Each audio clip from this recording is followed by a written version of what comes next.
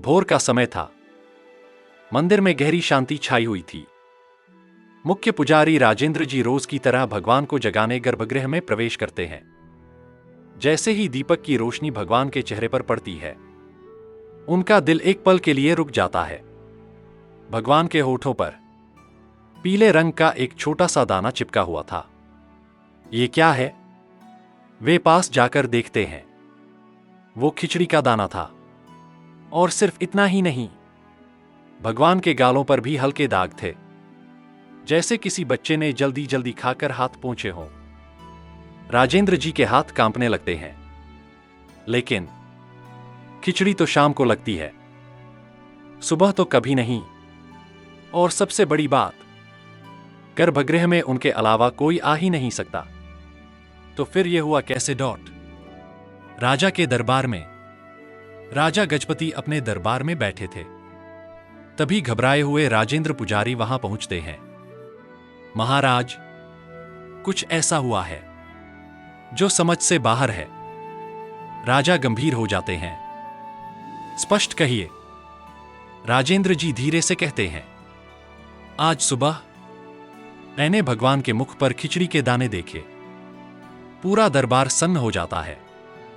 राजा खड़े हो जाते हैं। क्या आपने स्वयं देखा? जी महाराज, ऐसा लगा जैसे किसी ने भोग लगाया और भगवान ने उसे खाया भी। अब सवाल था, कौन और कैसे? राजा आदेश देते हैं, आज रात मंदिर की सुरक्षा दोगुनी कर दी जाए। एक परिंदा भी अंदर ना जा पाए। लेकिन उन्हें नहीं पता था जिसे वे ढूंढ रहे हैं, वो किसी महल में नहीं, एक छोटी सी झोपड़ी में है। कर्माबाई की दुनिया एक साधारण सी कुटिया। बाहर तुलसी का पौधा, अंदर मिट्टी का चूल्हा, और वहां रहती थी कर्माबाई, एक सीधी सादी, भोली और प्रेम से भरी स्त्री। वो हर सुबह अपने लाला के लिए खिचड़ी बनाती थी। न कोई दिखावा, न कोई नियमों की जटिलता, बस मां का प्यार। उसी समय एक साधु वहां आते हैं। तुम बिना स्नान किए भोग बना रही हो? कर्माबाई मासूमियत से कहती है, मेरा लाला सुबह भूखा होता है। अगर मैं देर कर दूं तो वो परेशान हो जाता है। साधु कठोर स्वर में कहते हैं, भक्ति नियमों से होती है। पहले स्नान, फिर भोग। कर्माबाई चुप हो जाती है। उसे नियम समझ आ गए, लेकिन एक मां का दिल उलझ गया। रहस्यमय बालक। तभी एक छोटा सा बालक दौड़ते हुए आता है। मां, भूख लगी है। कर्माबाई मुस्कुराती है, आजा, खिचड़ी तैयार है। वो उसे प्यार से खिलाती है। बालक बड़े चाव से खाता है, फिर मुस्कुराकर कहता है, मां, आज तुम परेशान लग रही हो। कर्माबाई बस इतना कहती है, कल से थोड़ा इंतजार करना पड़ेगा। बालक बस मुस्कुराता है, एक अजीब दिव्य मुस्कान। उधर मंदिर में कड़ी सुरक्षा के बावजूद अगली सुबह फिर वही होता है। भगवान के मुख पर फिर खिचड़ी के दाग। राजा हैरान, पुजारी भयभीत, और इधर एक मां अपने लाला को इंतजार करना सिखा रही है। लेकिन क्या भगवान इंतजार कर पाएंगे?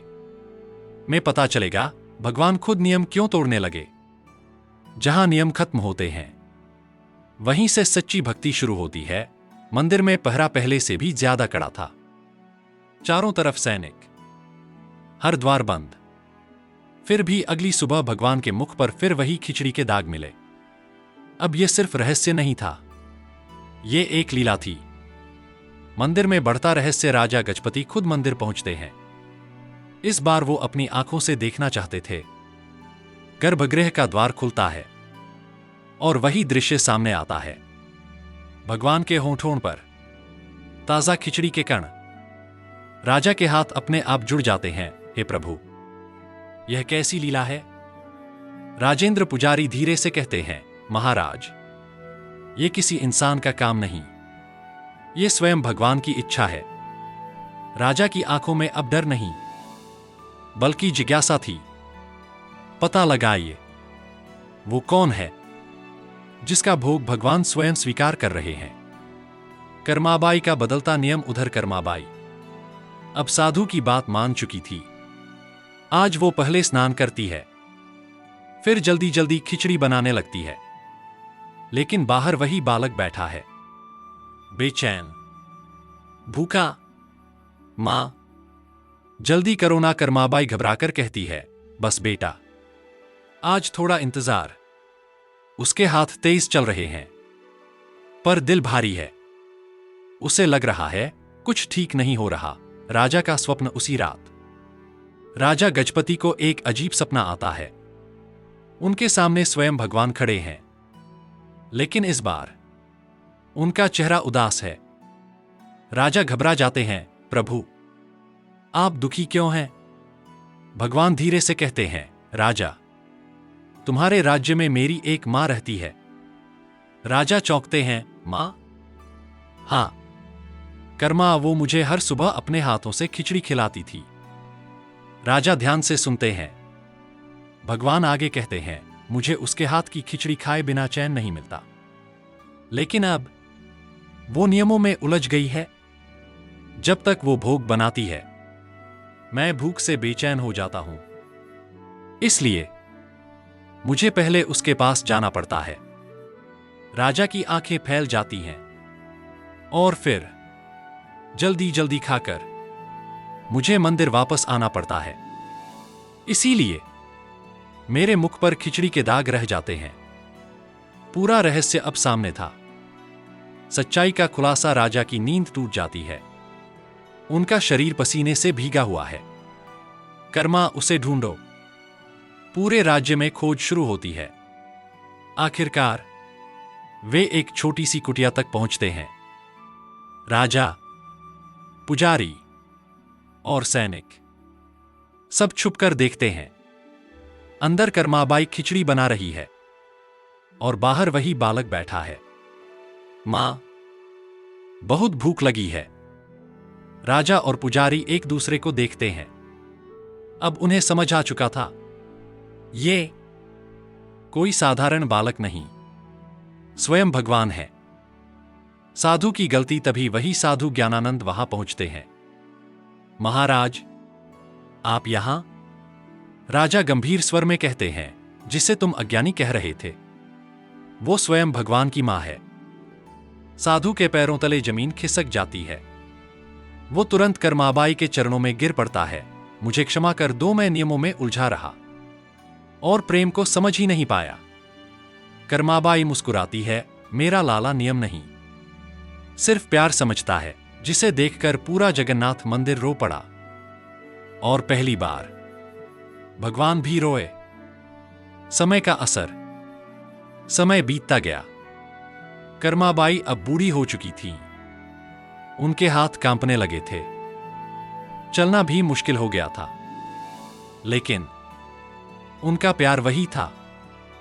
हर सुबह वो अपने लाला के लिए खिचड़ी बनाने की कोशिश करती। उधर वही बालक आज भी उतनी ही मासूमियत से आता। मां, भूख लगी है। लेकिन अब कर्माबाई की सांसें भारी होने लगी थी। आखिरी पल। एक दिन कर्माबाई अपनी चारपाई पर लेटी थीं। उनकी हालत बहुत कमजोर थी। वही बालक उनके पास बैठा था, उनका हाथ थामे हुए। कर्माबाई धीमी आवाज में कहती हैं, लाला, आज मुझसे खिचड़ी नहीं बन पाएगी, तू भूखा रह जाएगा। बालक की आंखें भर आती हैं। वो धीरे से कहता है, मां, तुमने मुझे जीवन भर खिलाया है। आज मैं तुम्हें अपने साथ ले जाने आया हूं। कर्माबाई मुस्कुराती हैं। उनकी आंखों में सुकून है। वो आखिरी बार अपने लाला को देखती हैं और धीरे से अपनी आंखें बंद कर लेती हैं। उस क्षण एक मां और भगवान का रिश्ता सदा के लिए अमर हो जाता है। उसी समय जगन्नाथ मंदिर में हड़कंप मच जाता है। लोग दौड़ते हुए आते हैं, क्योंकि कुछ ऐसा हो रहा था जो किसी ने कभी नहीं देखा। भगवान जगन्नाथ की मूर्ति रो रही थी। उनकी आंखों से आंसू बह रहे थे। राजा गजपति और पुजारी भागते हुए पहुंचते हैं। राजा कांपते हुए कहते हैं, हे प्रभु, ये क्या हो रहा है? उस रात राजा को फिर सपना आता है। भगवान का दर्द। सपने में भगवान एक छोटे बच्चे की तरह रो रहे हैं। राजा, मेरी मां चली गई, मेरी कर्मा मां मुझे छोड़कर चली गई। राजा की आंखों से आंसू बहने लगते हैं। भगवान आगे कहते हैं, अब मुझे सुबह सुबह प्यार से खिचड़ी कौन खिलाएगा? अब मैं किसका इंतजार करूंगा? यह सुनकर राजा का दिल टूट जाता है। सबसे बड़ा निर्णय। अगले दिन राजा पूरे राज्य और मंदिर के सभी पुजारियों को बुलाते हैं। उनकी आवाज भारी थी, लेकिन निर्णय अटल। आज से और सृष्टि के अंत तक भगवान जगन्नाथ को लगने वाले हर भोग से पहले सबसे पहला भोग मेरी मां कर्माबाई के नाम से बाजरे की खिचड़ी का लगाया जाएगा, ताकि मेरे प्रभु को कभी ये ना लगे कि उनकी मां उन्हें छोड़कर चली गई। पूरा दरबार भावुक हो जाता है। आज भी जगन्नाथपुरी में हर सुबह सबसे पहले खिचड़ी का भोग लगाया जाता है, क्योंकि भगवान आज भी एक बच्चे की तरह अपनी मां का इंतजार करते हैं। Powerful line. जहां प्रेम सच्चा होता है, वहां भगवान भी नियम तोड़ देते हैं। Final message. इस कहानी से एक बात समझ आती है, भगवान को बड़े मंदिर, बड़े नियम नहीं चाहिए। उन्हें चाहिए एक सच्चा दिल और मां जैसा प्यार।